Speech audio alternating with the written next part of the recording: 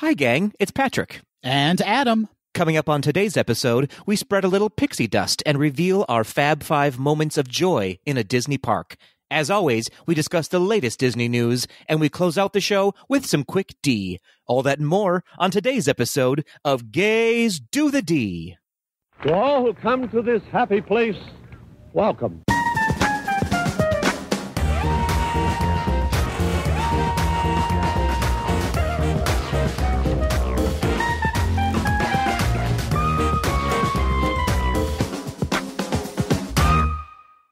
Adam, Sunset Hummel. Oh. That was very extended. Oh. I know, it was dramatic. Patrick Autumnal Excellence Kazuki. What a proud name you've given me. Your chest just popped out when I said that. That's right. And I mean my false brassiere. What? No, I don't know what you're talking about right now. You're wearing a breastplate for the recording? I always do. It keeps everything tight in my chest. I like it. You look fantastic. Thank you so much. How are you doing? You know, I'm doing pretty well. How are you doing? I'm also doing pretty well. It's a Thursday evening. We haven't done this in a while. Can you believe it? We're recording during an evening. I mean, it's like old times, only we're still very far away. And it's like old times in that I feel very old. Fair enough. That's every day. But why, Patrick? Why are we recording in the evening as opposed to a Saturday morn like we normally do? Because that's what the show notes told me to do. Beyond that, I have no idea. Patrick lives and dies by the show notes. That's right. That's absolutely correct. No, I'm heading out of town, so we had to record the episode a smidge early. Where are you going? I'm going to a cabin in the woods. Little cabin in the woods. Did you ever sing that song? No, but creepy. Yeah, it's a creepy song. It's about a little bunny who gets bopped on the head and a good fairy saves him. Oh, so magical. It's magical, but also very sad and scary. Okay, I'm feeling less confident about my trip to a cabin in the woods. You should never feel confident about that, but I wish you well. I'll take it because Matthew bought a Ouija board, so anything could happen. That sounds like a terrible idea. I cannot endorse it for you. If I come back possessed, you know why. Because of the election. Because of the election, which I was thinking about, Patrick. Depending on when people listen to this, it could be pre-election or it could be post-election. So don't let our attitudes in any way sway you. We are recording this pre-election. Yes, nothing has happened yet. So if you're listening to this after November 3rd, I don't know what to tell you. I don't know what to say to you. Who knows what's happened? Hopefully everyone is in a good place. We are going to bring you positive energy on this episode of Gays Do the D, though. I just got a little nauseated, though, thinking about it. Your tum-tum hurts? My tum-tum. Let me take a swig of this beer to fix that. You're actually having a beer. This is a first. It's a first. Yeah, you know what? Matthew was having a beer, and I'm like, that looks tasty. And I always think that when people are drinking beer, I want to be a beer drinker. I'm not a beer drinker, but this is a Budweiser, the king of beers. So I'm not too invested. We've switched places because I'm drinking a sensible orange spice tea. Freaky Thursday. Hey-o. But that got us back to Disney. It did. It did get us back to Disney. And speaking of that, Patrick, we had some Tweedle feedback from last week's episode. If you'll recall, Tweedles, in last week's episode, we discussed Disney urban legends and ghost stories. Ooh. And I gotta say, this feedback delivers like dominoes, Patrick. In 30 minutes or less. Tweedledee JJ, who you can find on Instagram at jsquare3, wrote in and says, I used to work at the Haunted Mansion at Disneyland, and there is, in fact, a bullet hole in the glass of the ballroom. I've also seen things that I can't really explain while working there. I'm not really want to believe in ghosts, but people vanishing and hearing laughter when there's no one around definitely happens there. It happens here, too. In my basement. Laughter when there's no one around? Well, no one laughs when I talk, so that's not the case. I'm laughing right now, Patrick. JJ goes on to say, my most memorable time was when I was working the load area, with a gal first thing in the morning. We were standing, talking to each other while waiting for the stretching gallery to bring the first guests. Out of the corners of our eyes, we both see a woman in a red dress in the hallway. We turned to look, and there was no one there.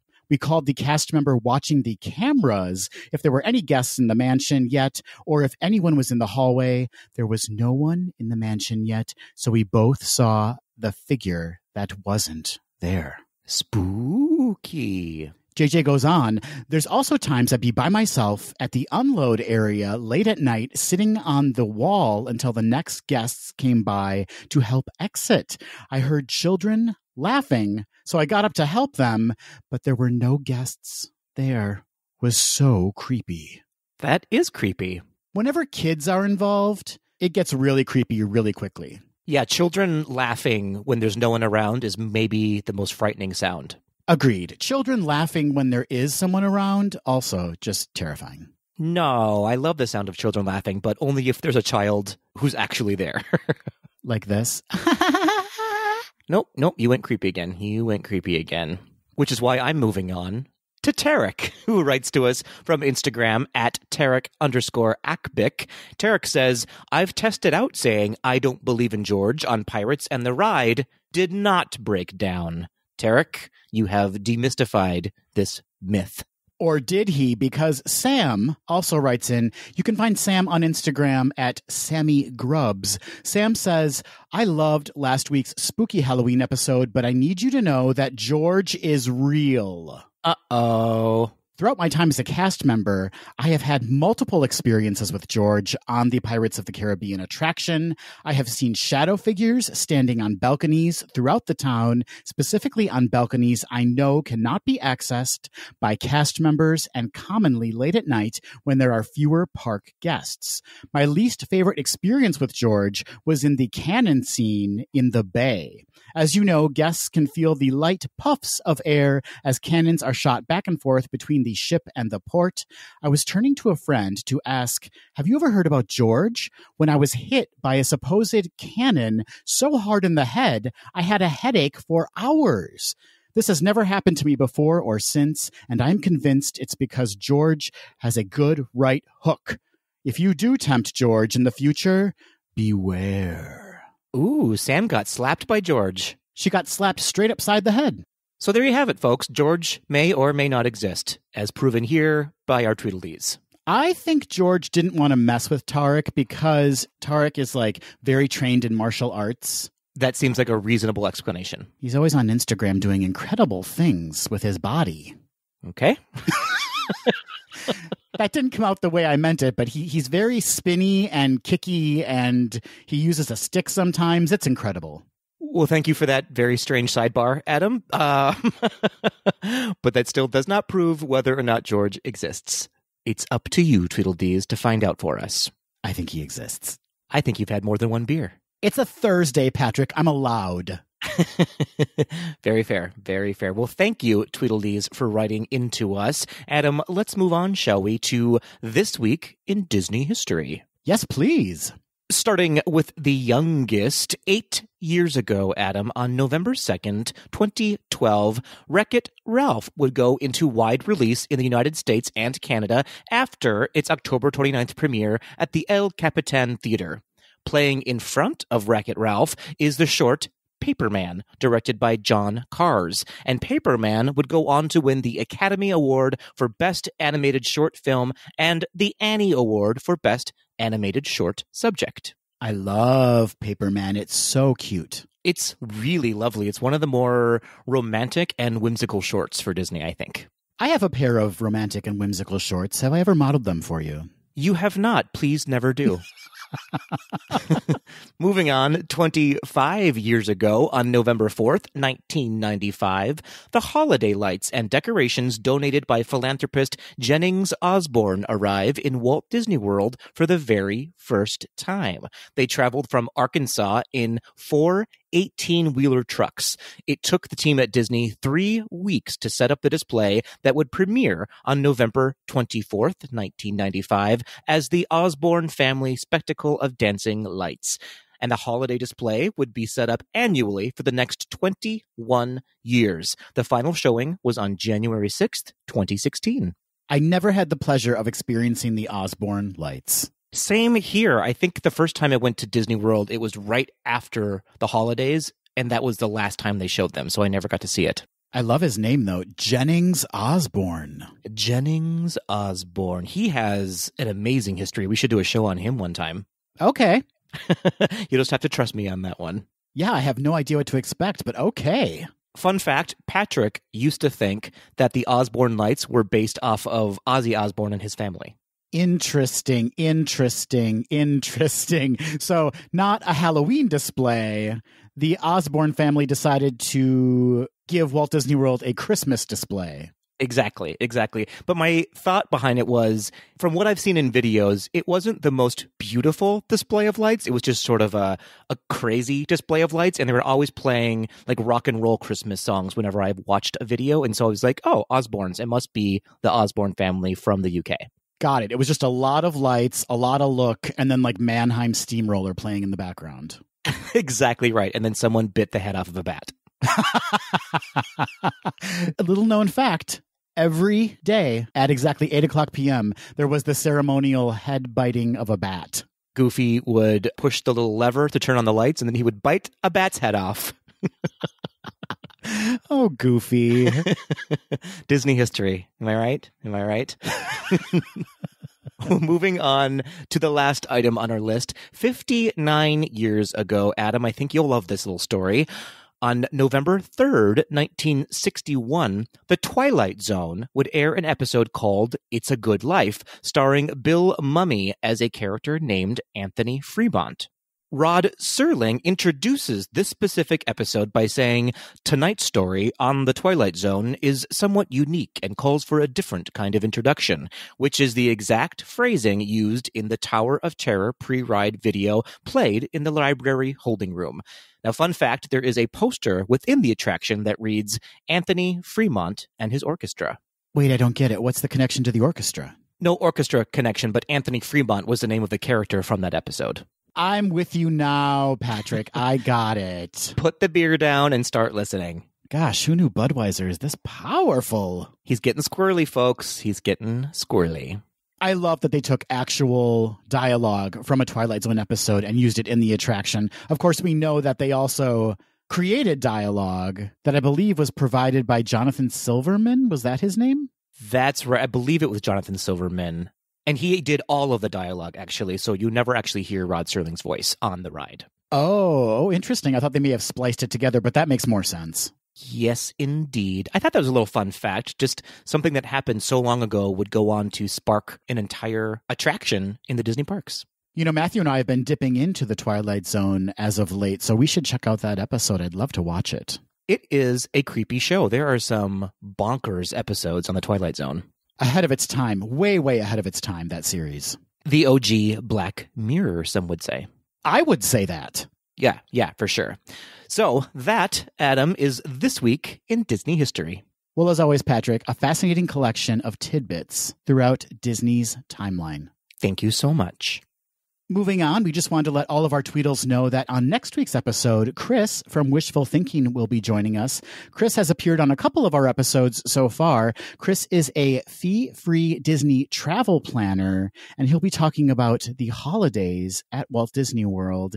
And he'll also be answering your questions. So if you have any questions for Chris, please send them our way. You can reach out to us on social media. That's Instagram, Facebook, and Twitter at GDTD Podcast. Or you can, of course, leave us a voice memo or email at info@gazedothetd.com. I'm so excited. Chris is always such a delight to talk to. He absolutely is. That's going to be a fun conversation. We're talking about the holidays in Walt Disney World during the time of COVID, what to expect. Ooh, who can say? Who can say? But he can say. Chris can tell us all about it. He knows. He's the man with the answers. Chris Moss. Oh, Patrick. Chris Mouse, maybe. Oh, I like that one better. Fix it in post. Got it. Who's editing this one? Well, moving on, Adam, as many of our Tweedledees know, a while back, we decided to start donating all of our proceeds from the GDTD online shop to a different nonprofit organization quarterly. Last quarter, we donated to the Cystic Fibrosis Foundation, and this quarter, so now through January, Adam, you had the wonderful idea of donating our proceeds to the cast member Pantry, which, as many of you may know by now, is in dire need of some more donations. We'll talk a little bit more about that in the news. But as I said, now through January 2021, we will donate 100% of the proceeds that we get from our online shop to the cast member Pantry. Yes, we will. And for those of you that don't know, the cast member pantry, which originated in Orlando, is now going bi-coastal. That's right. They now have a team set up on the West Coast. That's amazing. Such an incredible story started by a wonderful young woman who was a cast member in Walt Disney World. Yes, the cast member pantry is doing amazing work in ensuring that cast members who are furloughed or laid off are still able to obtain the groceries and essentials that they need. Exactly. So every 30 days, if you are a furloughed or laid off cast member, you are able to pick up a pre-packed bag of food that will feed a family of 4 for roughly 4 days. Pretty amazing. That is amazing. And it's so great to hear that they've expanded now. They're going to be helping cast members in Anaheim, and they're going to be helping cast members in Hawaii as well. And this is so needed right now. So, Tweedledees, now is your chance to get out there and purchase some GDTD merch that will go to a good cause. Or if you want to donate directly to the Cast Member Pantry, you can do so via Venmo at Cast Member Pantry. And if you're in the Orlando area and you would like to drop off food or volunteer to work a shift, head on over to their Facebook page, Cast Member Pantry. And of course, if you are a recently laid off or furloughed cast member and would like to sign up to receive assistance from this program, you can email directly to castmemberpantry@gmail.com and they will get you all set up. We're so excited to be able to help this very, very worthy organization. Absolutely, absolutely. A wonderful idea on your part, Adam.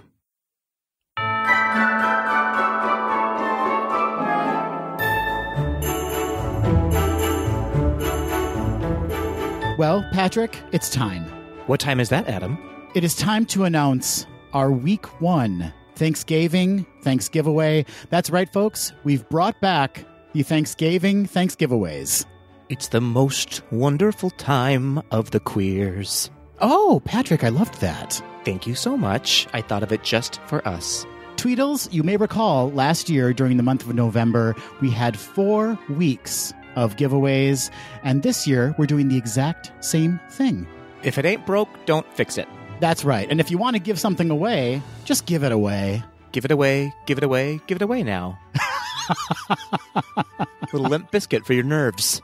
You know what else we have for your nerves? Tell me. A fantastic giveaway. Patrick, I'm kind of regretting that we chose this as our first giveaway because how do we top this? It's all downhill from here. Let's be very clear. This is an incredible package that was put together for us. That's right. You've heard us talk on the podcast before about the circa 1955 candle collection from Lux Illume. It is a candle collection inspired by the attractions, treats, atmospheres, and characters found at the Disney parks. They are truly some of our favorite items that aren't actually sold in the Disney parks, but inspired by the Disney parks. So joining us now on the podcast to talk not only about Lux Illume and the circa 1955 candle collection, but also to announce what our Thanksgiveaway Week 1 giveaway is founder and scent scientist Nicole from Lux Illume. Nicole, welcome to Gays Do the D. Oh my gosh, thank you. We are so excited to have you here. You know, we may have mentioned you once or twice on the podcast before. We are not only fans of yours, but we have purchased your candles before. We have sent your candles as gifts. We love circa 1955 products. Oh, thank you. No, it's absolutely true. Anyone out there in my life, you know that you are loved because you have received a circa 1955 candle. If you have not gotten one, you know where you stand. Oh my goodness. I like when we use scents as threats. Hey man, I have a sweaty tourist if you have like bad karma you want to send somebody. I am a sweaty tourist, Nicole, so that matches up well. That's Patrick's day scent. That's just his like going to work cologne. Yeah, it's true. So, Nicole, before we get to the amazing giveaway that you've put together for our listeners and followers, we just want to know a little bit more about Luxillume and circa 1955. So what can you tell us about your company? Well, we started in 2016, and about 6 months into it, the Disney side of it, circa 1955, was born. And I didn't know that it was going to turn into as much of a thing as it has. I'm blown away, honestly, at the response we've gotten. It's been a huge, huge joy. Your company has a history that's rooted in charitable giving, I've been reading, and your mission sort of is all about acceptance and joy and love. Can you tell us a little bit more about that mission?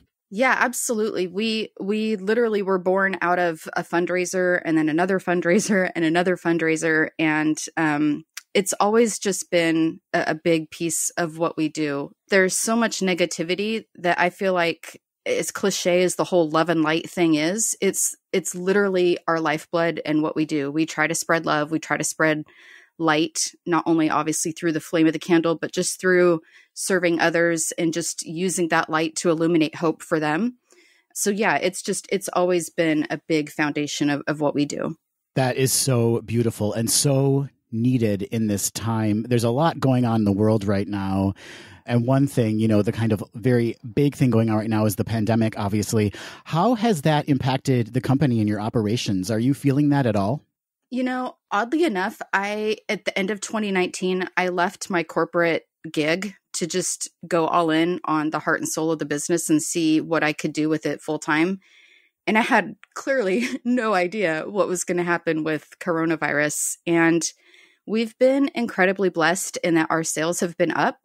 It's been a big challenge for me personally just to manage. I have team members that help from a distance in terms of like graphic design and just keeping me operationally going in terms of inventory and ordering supplies. But the bread and butter of the business, the manufacturing, the packing, the shipping, everything, I do it myself. And so it's been a huge, huge stretch to serve everybody. But we've just been crazy blessed in everybody basically being stuck at home and wanting a piece of the Disney scented magic. And so our sales have been fantastic, and I couldn't be more thankful.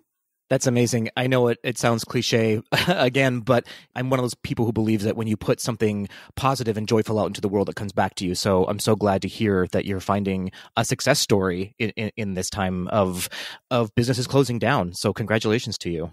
Yeah, I hate to even, toot our horn, because I know for every one success story, there's 6 or 7 that are closing, and it's just so heartbreaking. And I hate that for them. I really do.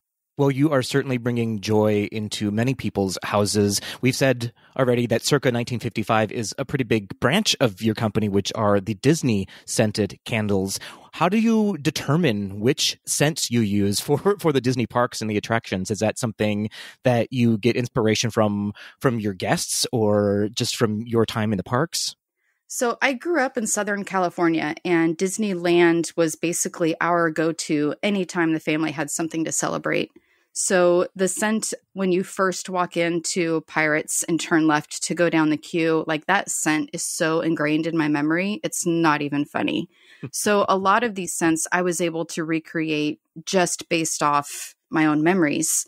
When it comes to Disney World, I only started visiting Disney World in 2017. So I had several friends who are cast members out there or, go literally every weekend if they can. And so in the beginning, they kind of guided me in terms of what things smelled like. And I would send them samples and they would, give me critiques and things to tweak. And then once I visited in 2017 and was able to really sniff things out for myself, it's pretty easy, actually, as long as you have the right components. And I think that's where the challenge is. I have at this point, over 700 different scents in my library that I use to blend and create these scents from. And there's still scents that are tricky that I just don't have the right compounds for yet. And I'm still trying to hunt them down. Is it set up like a laboratory? Like, are there little vials and cauldrons that you're creating things in? Yeah, I mean, I'll be honest, I do everything out of my house. So my entire dining room is in storage, and it's now my massive production mad scientist lab. So yeah, there's all kinds of vials and bottles and compounds organized on a big, big shelf. Another thing that I really love about your company is that your candles are eco-friendly. Can you tell us just a little bit about that? Yeah, so I understand that there's a lot of essential oil people and very eco-friendly people that have kind of a deterrence to using candles just because of the nature of them. There's a lot of misinformation about the different compounds and which ones are bad and which ones are good per se.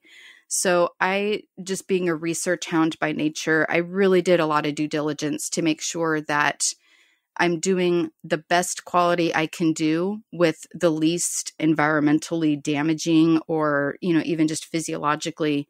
I try to use the best components I can. So that's why we use soy and not paraffin. That's why there's a lot of people ask why we don't use actual essential oils or pure essential oils. And I can get all #sciencey and I'll try to avoid that. But there are some essential oils that are flammable or that are toxic when they actually are aflame. So we tried our best to make sure that we're serving everybody as eco-friendly as possible with a flammable product.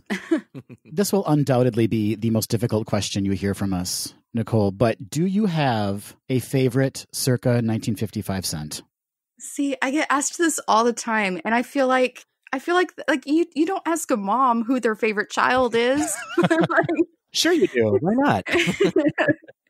It's so hard. I mean, I do have a soft spot for the Pirates, We Once the Redhead, only because it kind of created this whole thing. So I do have a soft spot for that one, but it really does seem like every time a new season comes or I nail a scent, it quickly becomes my favorite. It's so hard to pick. It really is. Well, I can tell you the Pirates one is so good. I think that's also my favorite one. It's just got this magical Disney scent to it. It's amazing.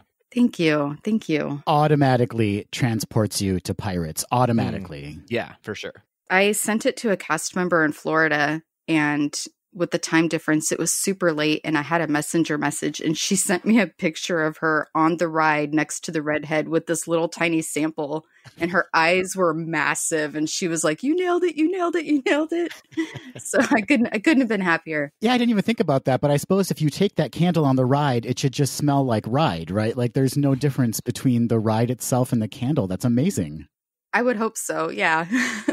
Well, Nicole, it's time. We have to make the very big announcement, the first announcement of our thanks giveaways. It's still tough to say that, Patrick, after this, after 2 years of doing it. So, Nicole, please tell us what you have put together for our listeners.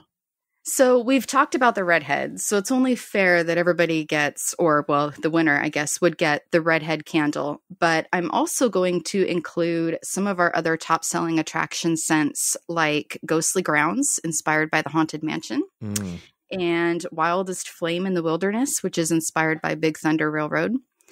And then I asked you guys your favorite snacks or sweet treats because what I wanted to do is take a unique twist on that. So they're also going to get a glass tumbler candle.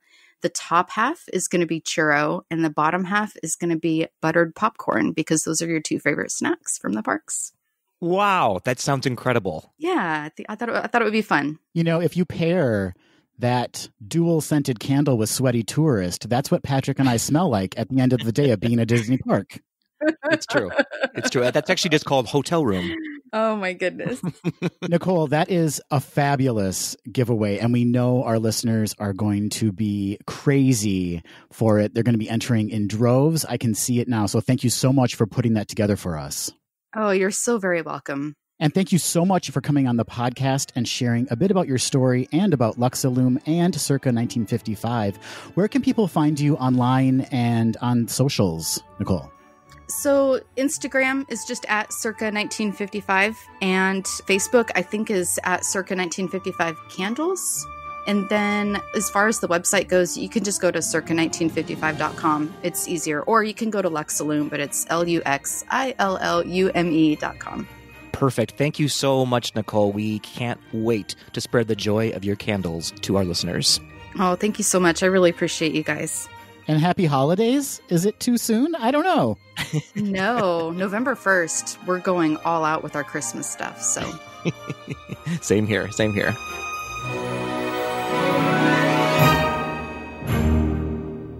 Adam, I am so excited about this giveaway. And how lovely is Nicole? She is quite possibly the loveliest.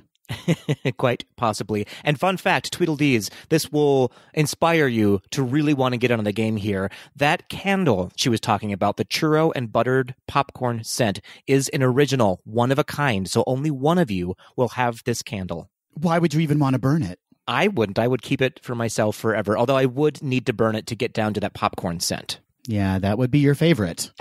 Indeed it is. That was so amazing of her to create a candle inspired by our favorite treats. I'm blown away. Blown away, just like a candle flame. Oh, yes. Such a poet. I'm such a poet. Well, Adam, without further ado, tell the Tweedledees at home how in the heck they can win this amazing prize. I'll tell them how in the heck they can win this amazing prize. Thank you. Head on over to Instagram and follow Gaze to the D at GDTD Podcast, and also follow Circa 1955 at Circa 1955. Like the post featuring the image of the giveaway and tag a Disney-loving, a candle-loving friend. For each person you tag, you will receive an entry. The more people you tag, the more entries you receive, the better your chances to win. So you can tag 1,000 people if you want to. Yes, and you would get 1,000 entries. That is 999 more entries than just the one. That is correct. Thank you. I did math. You can earn an additional entry by reposting our post or sharing it in your story and tagging GDTD Podcast. We'll be accepting entries until 6 o'clock p.m. Central Time on Friday, November 6th. The winner will be contacted via DM shortly after that and announced on our Monday, November 9th episode. This giveaway is in no way affiliated with or sponsored by Disney or Instagram. But it is very sponsored by Nicole at Luxillume. Very sponsored, inappropriately so. And who knows, folks, after this election, you may need that pack of candles to get you through the next few months. And if things go the way we wish, you can light them in a celebratory way. There you go. Have a bath, pop some champagne, and light one of those delicious candles. Speaking of a bath, Adam, I'm going to hop in the tub while we do the news. With a microphone and your laptop, you're just going to hop in with electronics? Absolutely. I do the news right on the edge. Got it. You're going to be edging during the news. It's the only way to keep the energy up at 8 p.m. on a Thursday.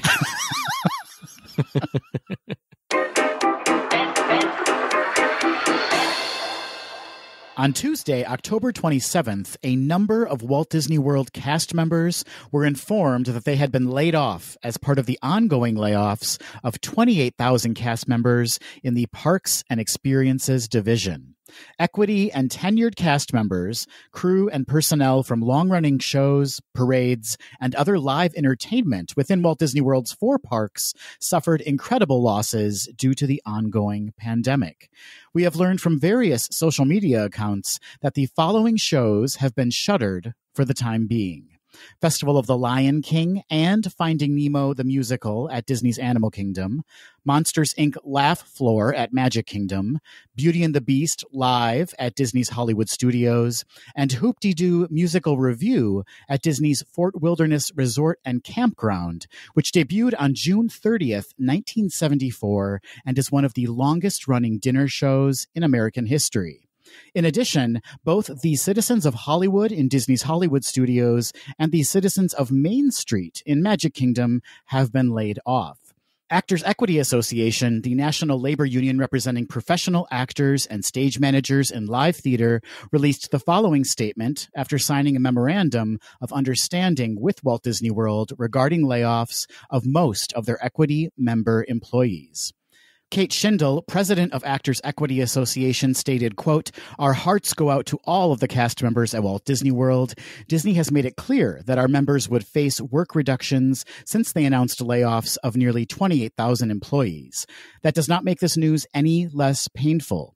These reductions are another tragic reminder that until the virus is brought under control with a national strategy for masks, testing, and contact tracing, everyone who works in the arts needs help, like extended pandemic unemployment insurance and federal COBRA health insurance subsidies," end quote. The statement went on to note that before the pandemic, about 780 equity members were employed at Walt Disney World, either full-time, part-time, or seasonally. About 60 are currently working or about to return to work in the park. About 720 equity member workers have now been laid off. According to the new MOU with Disney, these laid-off members maintain recall rights until the end of 2021. Patrick, Disney has not released a statement regarding this recent wave of layoffs, and we don't know at this time whether certain shows or experiences will be returning to the parks once it is safe for them to do so. It's hard to know how to comment on this beyond saying, of course, this is absolutely terrible news, you know? Yes. We're all aware of the layoffs, but this one in particular really struck me because they're so guest facing. These are people we've seen in shows that we truly love. Like when I heard the Festival of the Lion King, that cast was being laid off, my heart just broke. Absolutely. This is a story that is a little more tangible, I guess, for guests because they have seen these performers time and time again. They are some of their favorite people to see in the parks when they go and make vacations. Of course, every single cast member getting laid off, regardless of your job, is equally as tragic and upsetting. Yes, and we know a number of these performers listen to the podcast. We know a number of the cast members who have already been laid off listen to the podcast. So we just want you to know, all of you, how much we appreciate the magic that you've brought us, and we hope that we are able to see you in the parks again very soon. On to something a little brighter, but no less heavy, Adam. A babe was born in the animal kingdom, a 140-pound babe to be exact. Interesting fact, that was also my birth weight. Aw, well, that means, Adam, that you might be a baby rhino. Might be. Come on. Heyo. So Animal Kingdom recently welcomed its newest baby white rhino. Kendi and Dugan are the proud parents of the as-of-yet unnamed enormous baby. Within hours of being born, the baby rhino was nursing, standing, and walking. The new baby boy will spend the next few weeks with Mama, Kendi, before joining the rest of the crash. As with most animals in Animal Kingdom, the new rhino was bred through the species survival plan overseen by the Association of Zoos and Aquariums. White rhinos are an endangered species with around 19,000 in the world, mostly in protected areas. They were once thought to be extinct before a small crash, that's right, a crash of around 100 were discovered in 1895. Since then, through rigorous protection, they are now classified as near threatened. They are the only of the 5 rhinoceros species to be doing as well as they are currently. This new baby is the first of several rhino babies to come. 2 other rhinos at the park are also expecting. Zhao is expected to give birth in the fall of 2021, and Lola will likely give birth in the early winter of 2021. So fun fact, a rhino's gestation period is between 16 and 18 months, and they are the second largest land animal in the world after Patrick on a Saturday night with 6 pizzas and a box of wine. Come on, Patrick. What? It's not that bad. It's like 5 pizzas and a box of wine. Oh no. In COVID times, I'm taking down 6. I have seen crashes of gays before, but that's usually after bar close. That's after bar close or in a movie. This is the story we need right now, Patrick. We need a baby rhino, and Animal Kingdom delivered. It literally delivered a baby rhino. Well, Kendi did, not Animal Kingdom. Yeah, I mean, she did all the work. She did 140 pounds worth of work. That's a lot. Oof. Oh, boy. Tell the guards to open up the gates. or just repaint them? Is that Anna? Thank you. It sounded just like her. In case you didn't glean from my vocalizing, Patrick, Walt Disney World is giving its resort gateways a bit of a refresh for the 50th anniversary. Lovely. They kind of need it. They kind of need it. They kind of need it, yeah. The 90s purple, teal, yellow, and red combo is being replaced with a new color palette that complements the recent royal makeover of Cinderella Castle at Magic Kingdom Park, featuring royal blue, gold, and gray with hints of iridescent gold and crisp white lettering. Sensible. The refresh will also remove the Cinderella Castle cloud design at the top of the arch and the Where Dreams Come True tagline, which was added for the year of 1,000,000 dreams in 2006. The resort's official tagline, The Most Magical Place on Earth, will replace it on a gold banner. Work has already begun on the entrance markers at World Drive, World Center Drive, Western Way, Osceola Parkway, and Hotel Plaza Boulevard. No word yet on if the purple, teal, and red traffic signs will also be getting a makeover. You know, Adam, I'm so glad that they decided to spend time on this and pause efforts in Epcot so that we could have something fancy to look at for 3 seconds of our trip.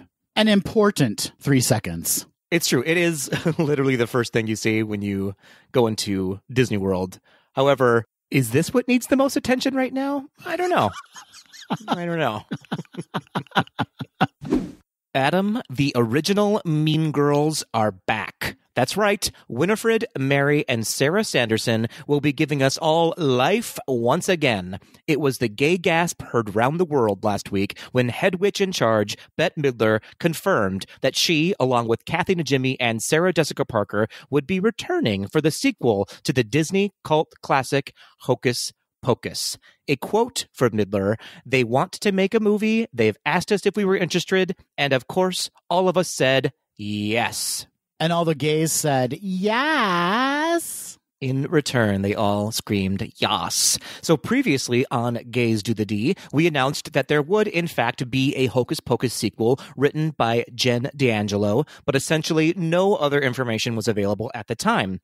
We now know that Midler, Najimy, and Parker are in the movie and that it will be directed by Adam Shankman, most known for directing 2007's remake of the musical Hairspray. We also know that the film, titled Hocus Pocus 2, will be released on Disney Plus instead of hitting the theaters. However, no release date has been announced. Something to note, Adam Shankman has also signed on to direct the sequel to 2007's Enchanted, titled Disenchanted, which also has no set release date. So it could be another 300 years before the Sanderson sisters fly again. Don't you dare say that, Patrick. Who can say? Who can say? It's going to be a while, though, since they just announced the director and the 3 main ladies. And I'm assuming we'll be asked to be in the movie, yes? I mean, I've been asked already. You didn't get that call? Adam Shankman called you? We should take this offline. This is pretty awkward. Book.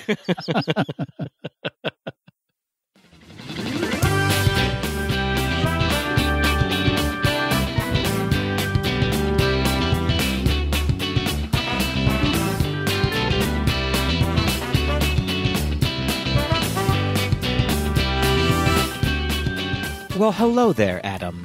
Oh, hello, Patrick. How are you doing? Still good, I assume?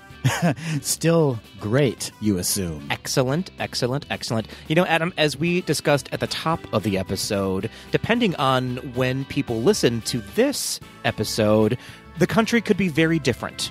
Truer words were never spoken, Patrick Kozicki. Never, ever, ever. And I have to assume, Adam, that you and I are not the only ones feeling a bit anxious these days. A giant blanket of anxiousness has covered the country, Patrick. It makes you want to switch that out for a weighted blanket instead. Wouldn't that be so much more comforting? Comforting indeed. So, Adam, we were talking about this episode, and we realized that it could be a little tone deaf to not address the elephant and the donkey in the room, in that there is a big election happening. We're all a little bit on edge, and frankly, we could all use a little positive energy right about now, wouldn't you say?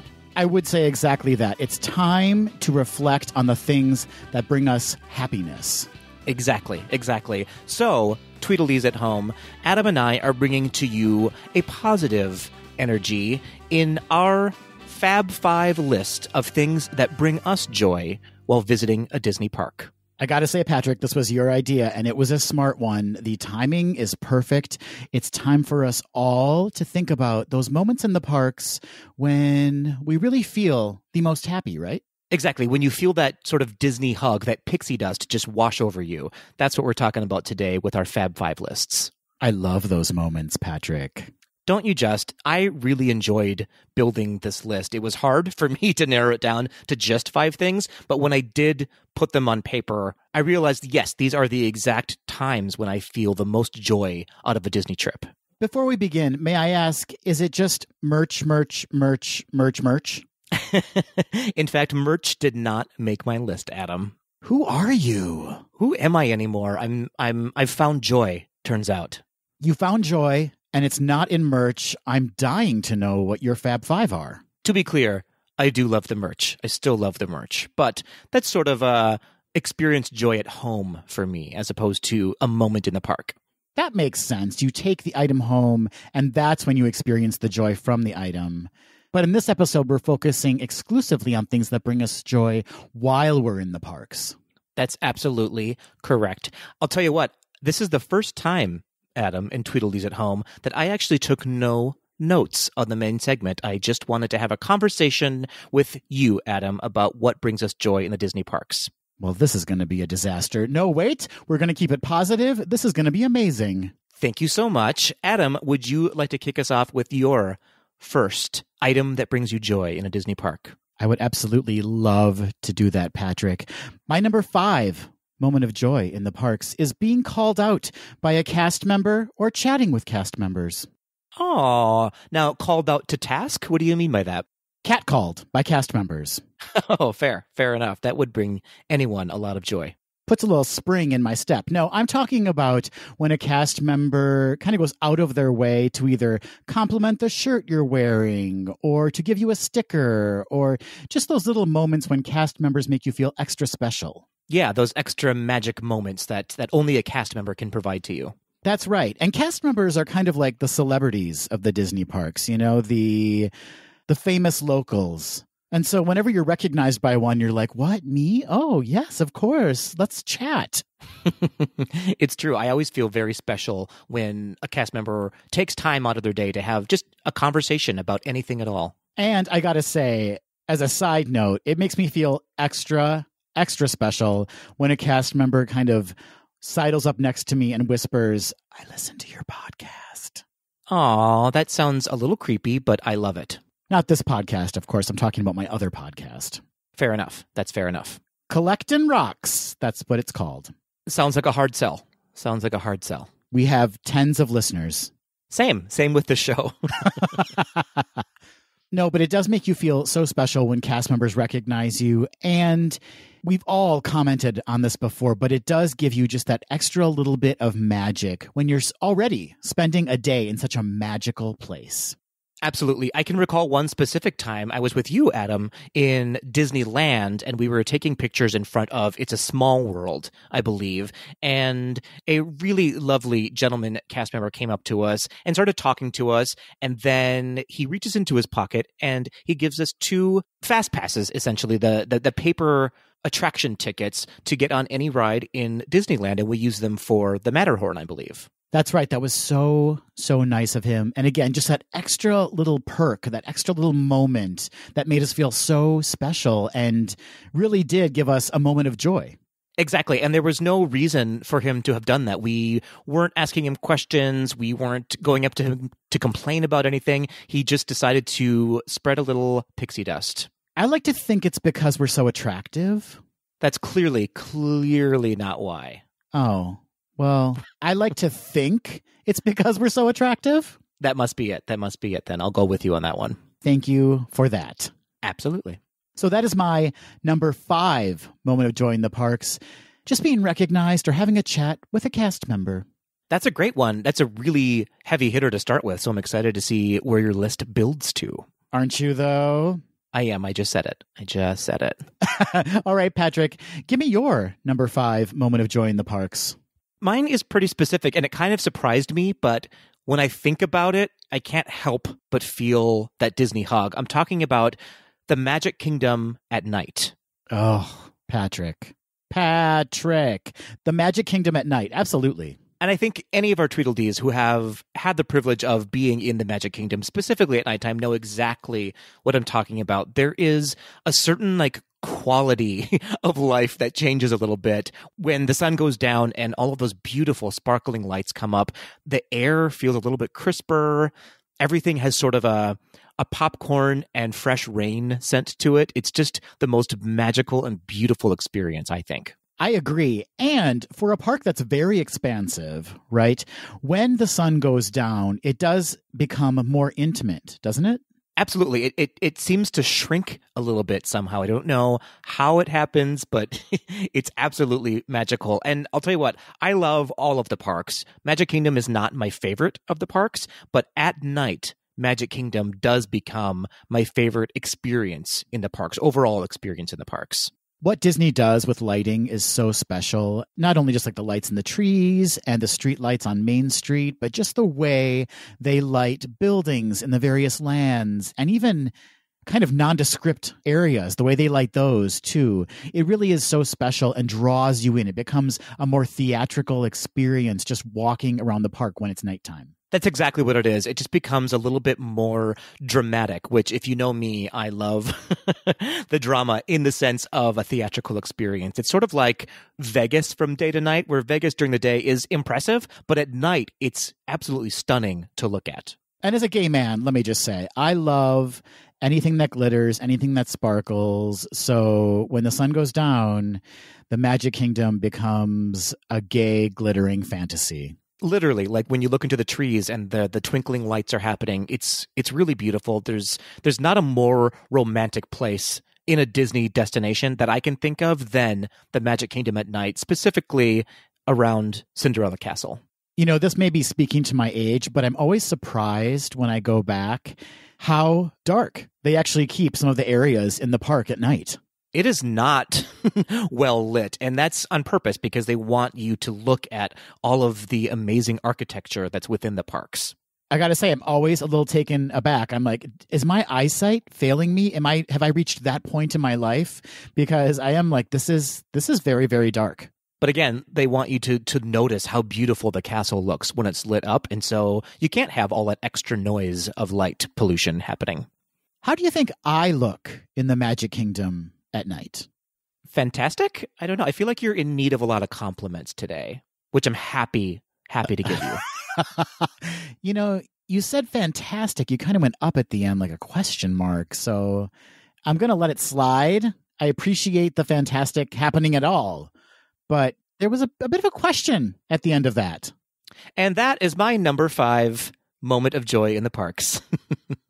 Well, it's a wonderful choice, Patrick. I totally agree. Magic Kingdom becomes so much more special. I mean, it's great to begin with, but there really is another layer of magic added, another layer of joy added in the Magic Kingdom at night. Exactly. It sort of becomes a whole new park, a whole new world, if you will. That should be a song. Someone should write that down. Adam, what is your number 4 moment of joy in the parks? Well, Patrick, if you know me, you know I love food. I love good food. And my favorite meal of the day is breakfast. Okay. I did not know that breakfast was your favorite meal of the day. Let me expand on that. Please do. My number 4 choice for Fab Five moments of joy in the parks is having breakfast at Carnation Cafe in Disneyland. What a delightful choice. And I have had the privilege of experiencing a breakfast there with you. Yeah, you had to watch me eat a lot of food. You wouldn't let me order anything. It was weird. I love Carnation Cafe. I love having breakfast there because it seems very luxurious. I like making a reservation first thing, right? When that restaurant opens up, because it basically opens up when the park opens up. And so you're sitting outside on that beautiful little patio and you have the chance to watch people kind of rushing into the park, rushing past you, rushing to their first attraction. And you're just sitting there taking your time, having a nice leisurely breakfast. I realize this is a luxury that not everyone can afford, And I'm not talking about the price at the restaurant. I'm just talking about the time, the luxury of the time. But it is so special to me after I've been to Disneyland for a day or two and have been able to ride the things I want to ride and experience the shows I want to watch, to just take that time and enjoy the atmosphere of morning in Disneyland over breakfast. Yeah, that's an excellent choice. And I would expand on that. I don't want to take away from your very specific location, but just breakfast in the parks in general is really lovely because of all the things that you just said, because it means that you're taking your time to enjoy the morning as opposed to starting off like a rocket ship, right? It just sort of sets the mood for the day when you have a casual breakfast inside the park specifically. Yes. And then speaking of Carnation Cafe, it's so charming and it's so vintage Disney. And I've never had a bad experience there. The cast members have always been so incredibly sweet and generous. And the food is fantastic. Is there a specific meal that you can recommend? Well, I'll tell you what. At Carnation Cafe, you can get a full-size Mickey waffle. I'm not talking about a little Mickey waffle. I'm talking about a giant Mickey waffle head on your plate with a side of strawberry sauce. Ooh, I thought you were going to say peanut butter because I know, Adam, that peanut butter and syrup on a waffle is one of the best things in the world. And you introduced me to that. Well, I mean, what is it a Tuesday? Is it a Wednesday? It depends on the day, Patrick. What am I in the mood for? That's fair. I forgot about the science of waffles. And the lunar calendar and how it falls in the lunar calendar, yes. But full-size Mickey waffle, such a treat at the Carnation Cafe. They also have other amazing options. There's like a huevos rancheros type dish that is also very delicious. So if you can afford the time, I recommend making a breakfast reservation at Carnation Cafe in Disneyland. And that's why it's my number 4 moment of joy in the parks. I love it. We're bringing you moments of joy and recommendations. What a podcast we've turned out to be. Listen, 2 birds, 1 gay stone. 1 glittering gay stone. Yes, Patrick, that takes us to your number 4 moment of joy in the parks. Lay it on me, bro. Oh, dear. Oh, dear. My number 4 moment of joy in the parks is the Festival of Fantasy Parade. This, for me, is quintessential Disney. If you are not someone who likes to take pictures with characters or wants to interact with characters but wants to experience the joy that comes from seeing a character, you have to get yourself a good viewing spot for the Festival of Fantasy Parade because it's all of Disney wrapped up in a 15-minute show. And so well done. Like the level of detail in this parade is phenomenal. It's absolutely beautiful. The sound is wonderful. The choreography is delightful. The costuming is next level. And the floats are so detailed and intricate. It's absolutely a joyous experience from start to finish. And big. The floats are quite sizable. In particular, I'm thinking about the Peter Pan float, and I'm thinking about the Tangled float. They're huge. They're absolutely enormous. And of course, Maleficent's dragon is the piece de resistance. That fire-breathing dragon, when it's not melting buildings along Main Street, is a real treat. It's a real treat. Yes, when it's not destroying other elements of the park that we love, it is an absolute joy. Exactly. Like I said, this is one of those moments in Disney where you can't help but feel like a kid. Like I turn into a 5-year-old, seeing all of my favorite characters, waving at Mickey Mouse, getting Captain Hook's attention. It's so much fun. You cannot help but have a good time when you're watching this parade. How do you get Captain Hook's attention? I mean, I think you know how I do it. I stick a little leg out, a little shoulder action, you know? Do you have a favorite location at which to watch the Festival of Fantasy Parade? I actually don't think there's a bad spot to watch it. However, the place where I've had the most luck is just outside of the Christmas shop. Within Liberty Square, there's that little sleigh in the back half of the store or outside of the back half of the store. And you can actually sit on that sleigh if you want to and watch the parade if you get there early enough. And it's a really, really great spot to see everything. It's sort of a nice, well-themed area to watch it too, because it's super specific in time and it just lends well to the atmosphere of the parade. Also, I think at the end of Main Street is a great place to watch the parade as well, because once it goes by, you have the rest of the park to enjoy. Whereas if you're in sort of the middle of the park watching it, you can't go anywhere for a while until the parade's over. That's a really good point. For some reason, I always happen to catch it when I'm in Frontierland. Oh, I don't think I've ever seen it from there. Which is kind of the point of origin for the parade, or at least it was the last time I was there. So while the theming of Frontierland may not seem to lend itself well to the parade itself, although I guess some elements it would, but since that's kind of like the starting point of the parade, once it's over, you're kind of free to move about from that location. Excellent point. So the beginning or the end of the parade are great spots to watch it. But you're right, Patrick. This parade is so magical. I mean, they outdid themselves with Festival of Fantasy. And I'm always amazed at how the music travels with the parade. I don't know how it works. I don't need to know how it works. Are there speakers in the floats? I don't care how it works. I'm just amazed that those layers of sound, like the layers of sound that accompany each float, how it all just kind of blends together and becomes a seamless soundtrack for the entire parade. Yeah, the sort of cascading timing of how the track resets itself is a work of art in and of itself, for sure. Well, I don't know how you're going to outdo yourself with this one. Well, that's the thing. Big swings here at Disney. And there are so many moments of joy to be had that if the Festival of Fantasy Parade is number 4 on my list, that means there is so much more to talk about. You're right. There is so much more to talk about, like my number 3 choice, Patrick. I'm so excited to learn what it is. My number 3 choice for Fab Five moments of joy in the parks kind of goes back to your number 5 choice. I have experiencing an outdoor or partially outdoor attraction at night. Ooh, do you have specific ones in mind? I sure do. Let me run down this list for you. Splash Mountain. Radiator Springs Racers at DCA. Yeah, that ride is better at night for sure. Big Thunder Mountain Railroad. Specifically, if you can get on that thing during the fireworks, look out. Yeah, that is a whole new ride. And Incredicoaster at DCA 2. And there's plenty of other rides that either are partially indoor, outdoor, or fully outdoor that are just so much more magical at night.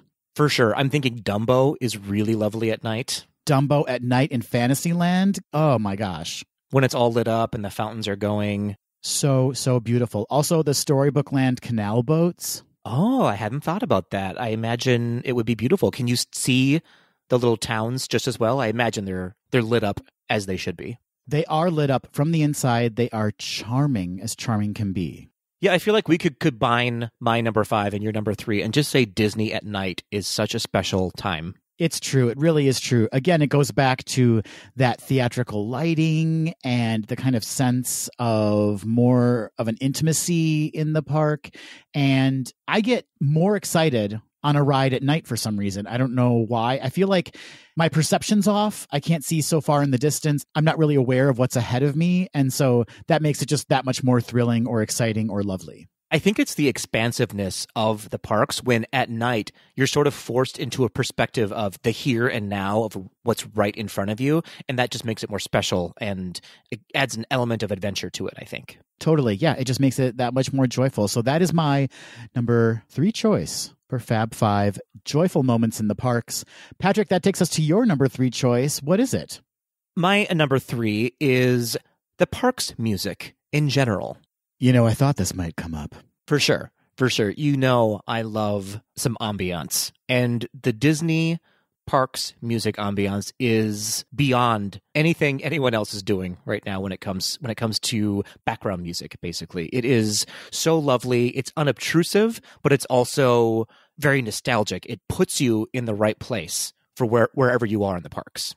That's right. It immediately transports you to wherever the Imagineers want you to be subliminally, right? Like it's not, as you said, it's not like so loud that you're aware of it, but you are aware of it. You're aware of where it's taking you, where it's transporting you. Exactly. It could be at once very meditative, but it could also be a party at the same time, depending on where you are in the parks. One of my favorite places is just outside of Hollywood Studios when they're playing those sort of jazz standard versions of classic Disney songs. I need that in my life every day. And talk about setting you up for what you're about to experience, right? You're heading into a 1940s themed theme park that also is a Disney theme park. So it's just setting you up for a perfect day. It's getting you ready for what you're about to experience. Exactly. Another favorite place for me is in the Muppets courtyard. I don't know if they still do it quite as often, but they used to have this really amazing sort of elevator muzak version of old Muppet songs, and it was one of my favorite things to listen to. I could spend all day listening to that soundtrack. I realize a lot of these songs have been around for quite some time, like in particular on Main Street, right? Like those songs have been a mainstay for so long, but it must be so fun when a new area is developed to kind of come up with what the soundscape is going to be for that area. For sure. Didn't John Williams actually just win an award for his soundtrack for Batu? I know he was nominated for a Grammy, I believe, for the symphonic suite he put together for Star Wars Galaxy's Edge. I'm not sure if he won. Maybe he did. I can't remember. But yeah, he definitely has been recognized for that work that he did for that land. And rightfully so. It is incredible. I also love, you mentioned Main Street, the surprise songs that come on sometimes down Main Street. Like all of a sudden you'll be listening to a song from Hello Dolly, and it totally fits. It's not necessarily Disney, but it absolutely fits within the scenic soundscape that you find yourself, you know? Yeah, it takes you right into that turn of the century era that they want you to experience. You know, that also makes me think too, Patrick, how fun it is then when you're familiar with a soundtrack of any given area, when it changes. For instance, like at a Halloween party, then suddenly when they pepper in Halloween classics, it just makes that experience so much more special too. It's like I'm in this area that I know and love, and yet there's been a change that helps define what that area now is, if that makes sense. You know, now it's a Halloween party as opposed to walking down Main Street, USA. It's actually super fun to be in the parks right before they flip over to the Halloween party. So you're listening to the classic Disney soundtrack, and then all of a sudden it just flips over, the lights shift a little bit, and suddenly you're immersed in this brand new energy. The one moment that I'm torn on, Adam, is during the holidays in the Magic Kingdom. Though I love holiday music, it's the one time that I actually miss hearing the Disney specific music on Main Street. It's always the holiday music from, when is it? From now, basically, until January. It makes me miss the Disney music a little bit. I understand that. I totally get that. Yeah. In particular, if you happen to visit after the holidays when you're like, the holidays can move on now, you know? You want that kind of classic Disney sound when you're walking down Main Street. I understand what you're saying. Right. And their holiday tracks, in my opinion, seem to be a little limited. Like I'm more apt to hear the same song 8,000 times in one day than I am with the other regular Disney soundtrack. That is a valid point, Patrick. Not a negative point. It's just a note. Disney, take a note. Expand the holiday music just a smidge, just a little, a dasher and dancer more. Thank you for laughing. I didn't think it was that funny, but I appreciate the laughter. It is that funny. I was going to say, whoa, buddy, save it. We've got a whole 2 months of holiday material to deliver. You're blowing your wad kind of early. Oh, boy, that's a terrible phrase, but I am full of terrible jokes. Speaking of, Adam, let's move on to your number 2. Well, this isn't a terrible joke, I'm happy to report, but it does speak to your number 3. Again, Patrick, we're kind of in sync. My number 2 Fab Five moment of joy in the parks is entering Epcot. Does this shock you? It does not shock me in any stretch of the imagination. A large part of that is the music you hear when you're entering Epcot. It is a vintage take. It is vintage music from Epcot, and I absolutely love it. It totally takes me back to my childhood and visiting this very special park. But also, we need to talk about the view, that beautiful view of Spaceship Earth, somewhat obstructed right now, but we'll get back to it. We'll get back to that beautiful view. And in particular, again, entering Epcot at night when Spaceship Earth is lit up is such a breathtaking moment. And I love, just everything that entering this park implies. It implies that not only are you going to be experiencing great attractions, but you're also going to be able to experience a trip, a walk around World Showcase, and just the delight that is. I love World Showcase. So anytime I enter Epcot, I think about the day I'm going to have or the evening I'm going to experience, the meal I'm going to have at a certain pavilion.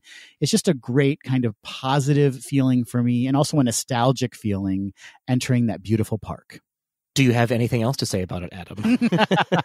I could go on and on and on. And I know Epcot is going through some times. It's going through some things right now, but it'll get back to being really a jewel in the crown of Disney parks. It is such a special place for me and holds so many memories. And it is going to be fantastic once it's gone through its renovation. But going back to entering Epcot, Patrick, how do you feel every time you enter Epcot?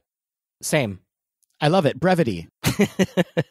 No, I absolutely know what you're talking about. There is just sort of an orchestral sweeping sensation that comes over you when you're entering, specifically the main entrance for Epcot.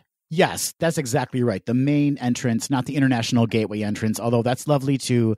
But there is something to be said for getting that full view of Spaceship Earth right when you enter. Right. And regardless of how I get to the park, if it's by bus or on foot or by monorail, by first sight of Spaceship Earth, I always say, without a doubt, every single time, there she is. There she is. I love that. Every single time. It's like seeing an old friend.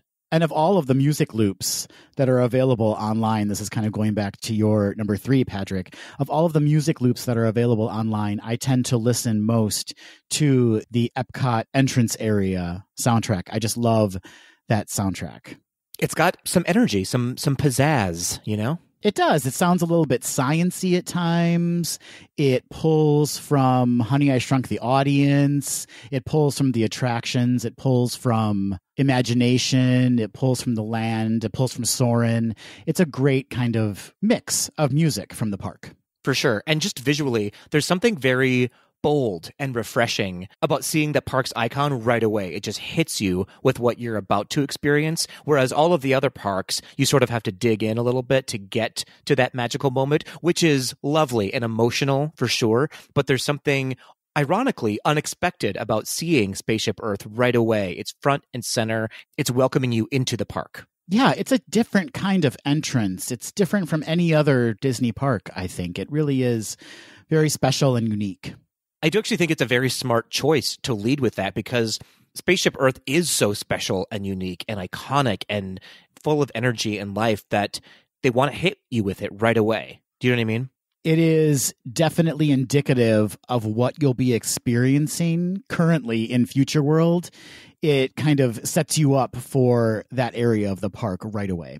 It's like the TV show Smash, Adam, where they decide to start the show with the showstopper instead of saving it for intermission. You know, it's so funny you say that because I was going to say it's like the TV show Smash, where they start the show with the showstopper. Isn't it just like that? Wow. We're on the same page. And who, upon entering Epcot, doesn't think about the struggle, the duality of Karen and Ivy, those two women, those two iconic women fighting for the same role? Who doesn't think about that when they enter Epcot? I for sure thought you were going to say between Marilyn Monroe and Norma Jean, but nope, you went with the two characters instead. Well done. Yeah, I took it to an even lesser level. You definitely went surface on that one, and I appreciate it. That's why we're friends. I miss you, Karen Cartwright, and I miss you, Ivy Lynn. But Patrick, enough about Epcot's entrance area and enough about Smash. Tell me your number 2 Fab Five moment of joy in the parks. Well, mine does have to do a little bit with Epcot, Adam, in that I'm going to talk about Run Disney in general, specifically the day of your Run Disney event. Technically not in the parks, but whatever, I'll let it pass. Well, you do run through the parks, Adam, and you are always on Disney property when you're doing the Run Disney event. So it's number 2 moment of joy in and out and around and over and under the parks. No, there's something very unique about doing a Run Disney event. You get to experience the parks in a way that you otherwise wouldn't have. You're running through, as I said, the parks before they're open. And so you have this very personal view of your favorite places on Earth sometimes, right? Especially if you're a huge Disney fan, as we are, turns out.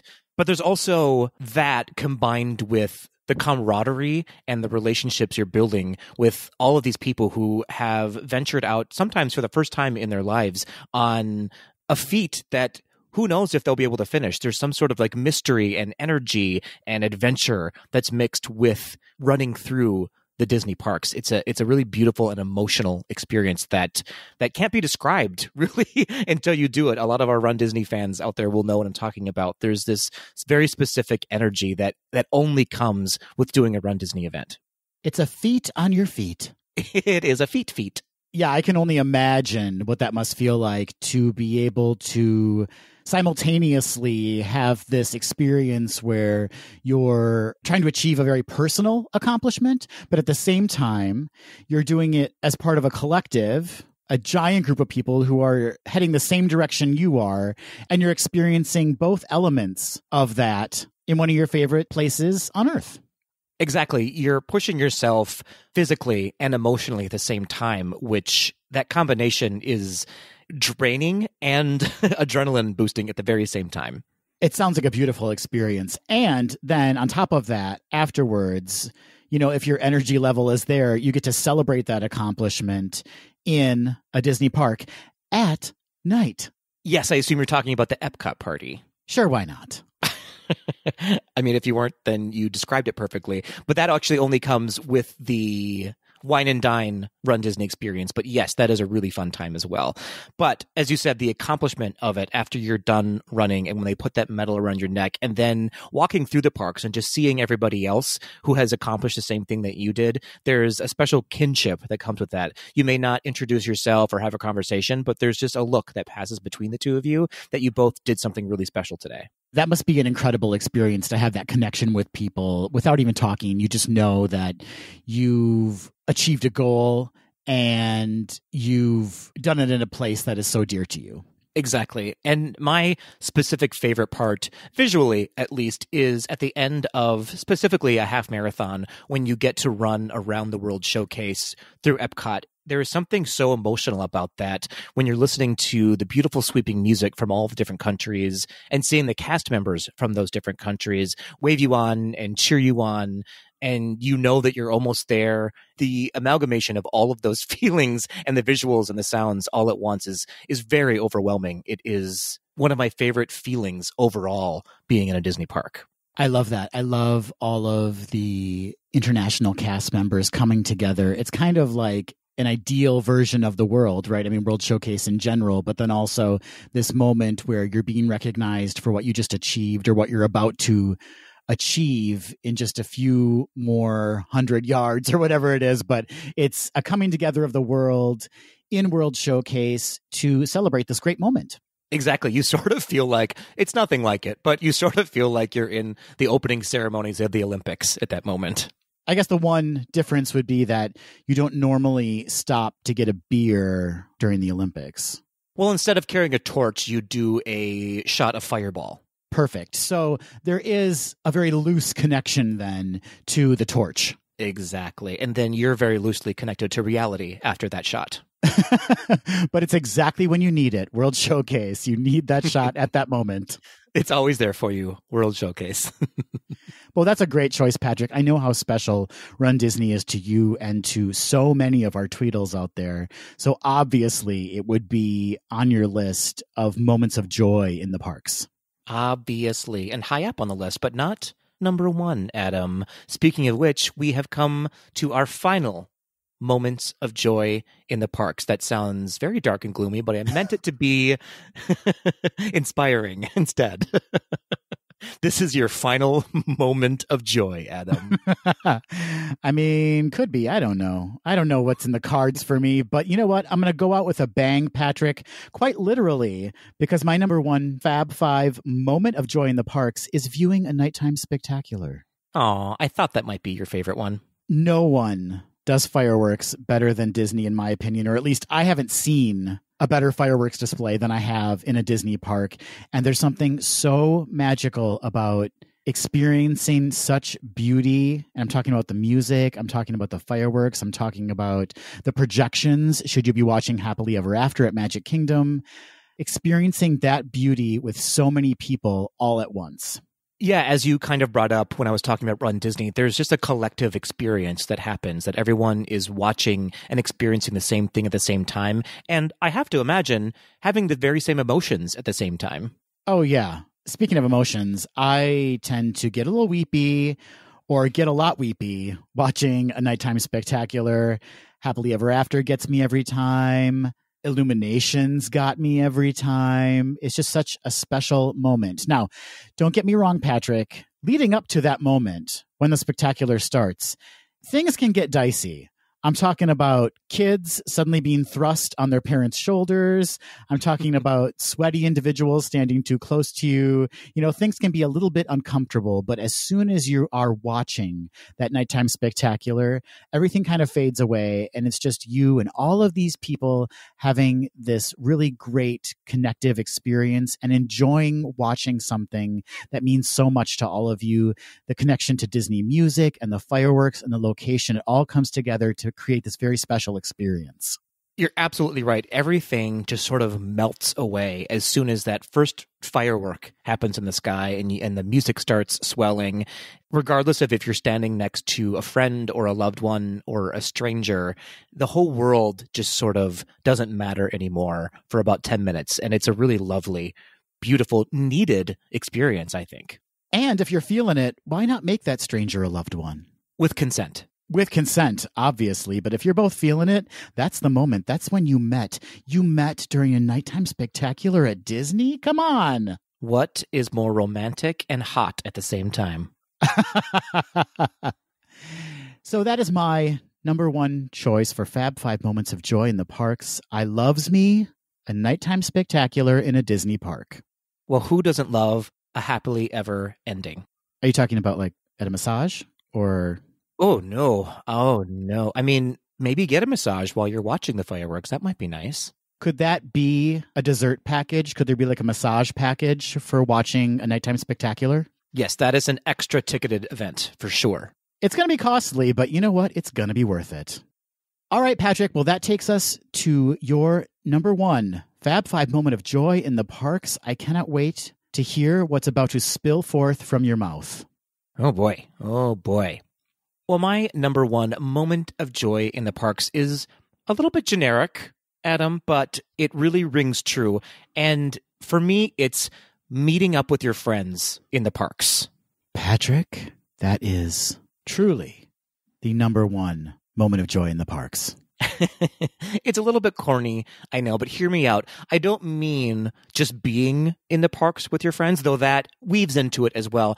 I mean when you get off the plane, you go to the hotel, you leave everything in your room, and you go to the parks because you know you're going to meet your friends there. And seeing someone that you may see all the time or someone that you haven't seen in years in front of the castle, it's such a special and unique experience that it's so hard to describe. It's almost absurd. Do you know what I mean? Yeah. I don't know if I'm going to describe this right, but it's almost like seeing a work colleague out in the regular world. And not that you experience joy when you see that work colleague necessarily, but it's out of place a little bit and it makes it unique. It's a very unique moment to see someone you didn't travel with to a Disney park, and then suddenly there they are in this very special place. Exactly. I mean, I see you more often than anyone needs to, but when you and I go to the parks that we've traveled to separately, it's really fun just like seeing you for the first time out of context in a literal storybook environment. It's really, really special, and you can't really understand it unless you've experienced it. The next time we do it, we should both be on Zoom on our phones and then approach each other. I insist on that. But then even more specifically and going a little bit deeper, you and I am sure have made some lovely friends because of the podcast and through our experiences in the parks. I mean, I have some friends who I literally talk to every day of my life now that I've met through the podcast and through the Disney parks and through Run Disney, but I only ever see them in a Disney park. And though we have this special bond that I'm so grateful for, it's really remarkable when I get to like see them in person and give them a hug and stand next to them in line. It's so special, and I couldn't trade it for the world. Do you think you would feel the same way if you met them at a Chili's?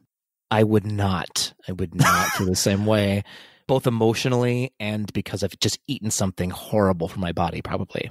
Okay, I was going to say there's fries on the table, but apparently that's not going to do it for you. Folks, I know that we're not here to put others down, but don't go to Chili's. There are so many other options out there. Today's episode of Gaze to the D is brought to you by Chili's. It's brought to you by anybody but Chili's.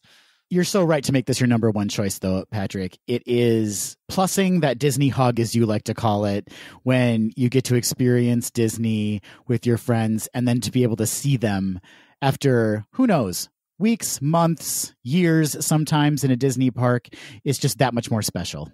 Listen, I'm going to try not to get too emotional here, but it makes me want so badly for us all to get through whatever we need to get through together so we can have those experiences together again. I know I'm going to be an absolute mess when I go to the parks again for the first time. I can't recommend meeting me there that day because I'm not going to be coherent by any stretch of the imagination. But as I was making this list, though it brought me a little bit of sadness because we can't experience it right now, or it's very difficult to experience it right now, it just makes me remember the hard work that we have to put in so we can have these memories again. That's right. You know, it's a reunion in such a special place. It's a reunion of yourself with the park soon, hopefully. I mean, that's going to be amazing. But then to be able to have a reunion with friends you haven't seen in so long is going to be next level. Exactly. There might be some hospital visits because I will be hugging all of my friends so hard, so hard in the parks that some bones might break, Adam. Some bones might break. That's called pulling an of mice and men. Tell me about the rabbits, Adam. So you all have been warned. Patrick is going to hug extra strong the next time he sees you in a Disney park. You've been warned. Start working out now. Great choice, Patrick. That's a great choice. Thank you. All of our choices were great. This was such a lovely conversation. It just brought back so many warm feelings. I'm so glad that we did this. Yeah, I hope that our Tweedles who are listening feel that same kind of joy from the lists that we've curated. I hope that they are reminded of special memories and that it allows them to kind of look forward and feel excited again about being in a Disney park when they have the opportunity to do so. It's going to happen. It's going to happen, folks. It's going to require some work on all of our parts, but it's going to happen. And speaking of which, Adam, I am excited to know what our Tweedledee's favorite memories are in the parks. What brings them joy? Me too. Please send us those special moments. You can reach out to us on social media. That's Instagram, Facebook, and Twitter at GDTD Podcast. Or leave us a joyful voice memo or email at info@gazetothed.com. A joy mail. A joy mail. I've opened some joy mail before, and it was not what I wanted to see. I'll tell you what. Tell me what. I want to know. What did you open? It was upsetting, and this is a family-friendly podcast, Adam. Is it? Is it? Well, sometimes. It's not friendly. It's not friendly. You're right. It's never friendly.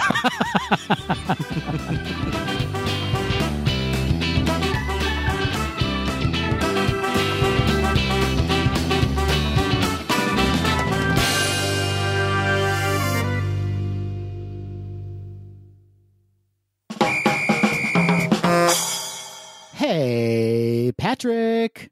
Heyo, Adam. I'm so full of joy right now. I can't stand it. And beer. Joy and beer. That's the new holiday song this year by Christina Aguilera. It's going to be a hit, a smash hit. I have no doubts. Patrick, we've reached the end of this episode. That means it's time for Quick D. And this week we're going to be doing Quick D Classic, in which we ask each other a question we have not been privy to prior to recording, and we're going to answer it off the cuff. Bring on that Classic D. Bring on that Classic D. And you know what? Let's try to keep it joyful here, too, shall we? We shall indeed. I can't commit to that. That's fair. That's fair. That tracks. I brought it up, and now I'm regretting it. I regret a lot of things, Adam, and they mostly have to do with this podcast. All right, Patrick, why don't you ask me your question first? Adam, we've just revealed our Fab Five moments of joy in the parks. I want you to talk about some of your fabulous moments of joy within the podcast. And if my name doesn't come up, we will be having a conversation. This may or may not be influenced by the fact that you answer the question, how do I look in Magic Kingdom at night with Fantastic? That was a mistake. I'm regretting now instantly. Wasn't it Fantastic? Isn't that what you said? Sure. I can't remember. So long ago. All right. So, moments of joy on the podcast. Well, Patrick, every single dingle time I start up the Zoom and see your little face, I'm filled with Christ's love and I'm filled with joy. Oh, boy. Oh, boy. I'm glad that you said the word face after the word little. I was about to be real upset with you. Well, I haven't gotten to my second point yet. Every single time I start at the Zoom and see your fabulous little smile, I am filled with joy. Okay, so yeah, I love the podcast because it gives us a chance to connect. So that's very joyful, right? That is very joyful. Oh, there's that question again. I don't know what's happening. It must be my microphone. You know what else brings me joy in the podcast is being able to connect with so many fantastic Tweedles out there, our listeners, our friends, people who contribute to the conversation each and every week. That's joyful, is it not? That is undoubtedly joyful, Adam. Another joyful element for me are our fans on our OnlyFans account. And that's the gift that keeps on giving. Well, I mean, financially, they keep on giving. Mostly, they keep giving to convince us to stop producing content for our OnlyFans. That's true. There is a petition out there that is getting litigious. I'll tell you what. Speaking of, I'm grateful and filled with joy for our strong courts system. They are truly keeping our OnlyFans active at this point. Our GDTD lawyers are second to none. Second to none. They're the only reason that we still have a podcast, frankly. And the last, and perhaps most noteworthy thing, Patrick, that brings me joy regarding the podcast is the fact that Disney hasn't shut us down yet. Praise be, indeed. I don't know if that's our lawyers, again, working overtime, but for some reason, 2 years and some change in now, here we are still podcasting every single week. And that specifically only brings the two of us joy. I imagine nobody else. That's absolutely correct. Yeah. And I have faith, Patrick. I have faith that Disney will get around to it one of these days. They will come a knockin' and we will have to answer for all of our heinous podcasting crimes. That's right. Our heinous anus crimes. Oh, well, you've just given Disney another reason to shut us down. And I'm not going to bleep that word out. But this laughter is a result of the joy I'm experiencing from that quip you just made. So thank you. Thank you for all the joy, Patrick. A pleasure. A pleasure. Well, Patrick, that means it is time for my question for you. Patrick, we've entered November. Can you believe it? I can't believe I woke up today, Adam. So, no. That is bleak, PK. But, you know, it is a sign of the times that you say that. Every day's a gift.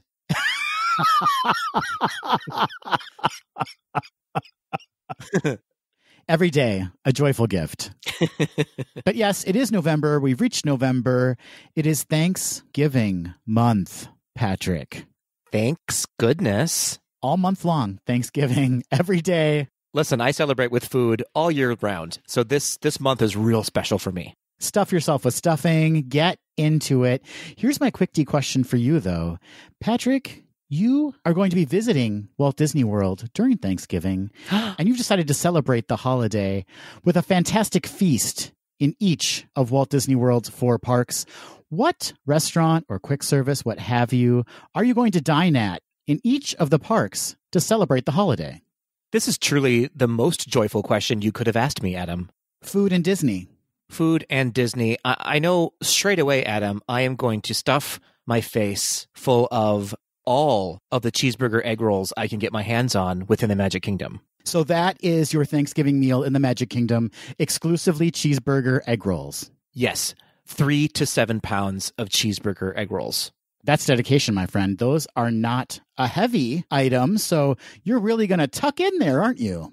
I'm going to get after it. I'm going to make it a real special treat for anyone who's around me to watch. It'll be a joy for all around me. And probably less of a joy for the custodial staff who are going to have to really probably just completely demolish the restrooms in Adventureland. That's right. They're going to have to unfurlough quite a few people. Oh, my God. So good for you for bringing back cast members, Patrick. Listen, we've all got to do our part. And yes, you have done it. You have done it. All right, cheeseburger, egg rolls, in Adventureland. Where are you heading next, and what are you going to eat? Well, me and my custodial staff will be venturing over to Epcot, Adam. I love that you're taking them with you now. It's so convenient. It's a real system we've worked out here. Okay. They've been trained. They've been trained and warned. And what are you going to be dining on in Epcot? I think we all know I am running, not walking, to the Norway Pavilion to eat as many of the Lefse cinnamon cream cheese rolls that I can. If there's one thing you want to follow up cheeseburger egg rolls with, it's sugary bread with dairy rolled into it. That's right. It's a real palate cleanser. You know, that cream cheese just going down the gullet. I applaud your bravery in heading to Norway, just full of very attractive gentlemen, and you just unflinchingly downing those Lefse rolls. I find it a real turn on when I can just throw those down my throat without chewing. Okay, you made your case. Thank you. Where are we off to next? Well, me, the custodial crew, and the boys from Norway are heading on over to Hollywood Studios. It's a progressive dinner with so many guests now. It's a real eat and greet situation, Adam. Oh, Patrick. Hey-o. What are we eating at Hollywood Studios? Well, I'm going to keep it real simple in Hollywood Studios, Adam. I'm just going to have a sensible Cobb salad followed by buckets and buckets of popcorn. Okay. I'm shocked by the Cobb salad. I'm shocked. Listen, you got to keep it healthy. You got to have a little healthy blue cheese smothered head of lettuce, you know? The roughage, Patrick. You got to keep things moving. And you have been this whole dining excursion. So it's a Cobb salad followed by buckets of popcorn. Buckets upon buckets of popcorn. A quick ride on the Tower of Terror. I'm sure everything will work out well there.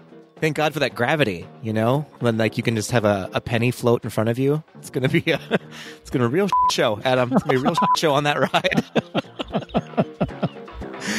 And last but not least, we're heading to Animal Kingdom, Patrick. What are you eating at Animal Kingdom? A zebra. Oh.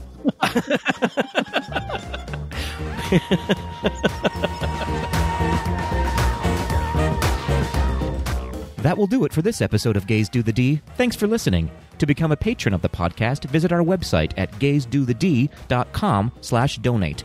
For a donation of any amount, you can receive exclusive Gaze Do the D content and help us continue to bring you the very best Disney news and discussion. Continue the conversation after this episode on Facebook, Instagram, and Twitter at GDTD Podcast. Submit your questions or show ideas to info@gazedothed.com. Have a great week, everybody. See ya real soon.